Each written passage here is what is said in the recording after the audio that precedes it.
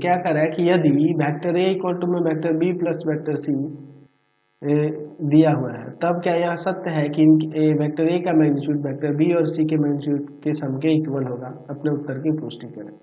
हम लोग अगर कोई त्रिभुज ले लें, ठीक है, ध्यान से देखिएगा, अगर हम लोग इसे वेक्टर ए कर दें और इसे हम लोग वेक्टर बी और इसे यहाँ पे इस तरह से वेक्टर सी दिखा दें, तो जाहिर सी बात है यहाँ पे वेक्टर ए इक्वल टू में हो जाएगा vector B plus vector C, हो जाएगा ना जी। आप इसका ए बी सी नाम ले लो, तो यहाँ पे हम लोग लिख सकते हैं कि vector A B equal to में हो जाएगा वेक्टर बी सी प्लस में सी। ठीक है, हो जाएगा।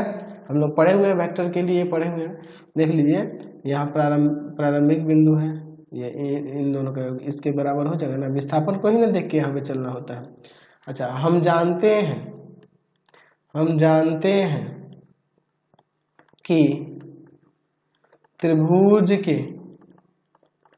दो भुजाओं का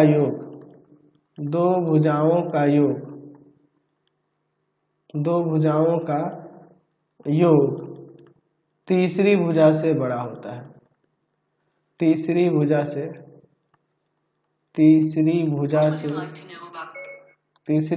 से बड़ा होता है।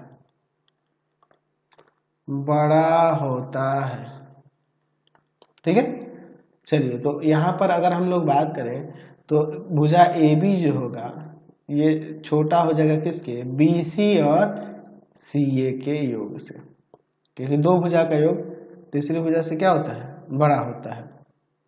ठीक है, तो ये दोनों बड़ा हो जाएगा इससे, तो इसका मतलब कि ये वेक्टर ए का मैग्नीट्यूड है, ये वेक्टर बी का मैग्नीट्यूड है और ये वेक्टर सी का मैग्नीट्यूड है, तो ये बड़ा होगा ना कि बराबर। तो इसलिए कह सकते हैं कि वेक्टर ए का magnitude not equal to vector B का मैग्नीट्यूड प्लस वेक्टर सी का मैग्नीट्यूड। ये नहीं हो सकता है।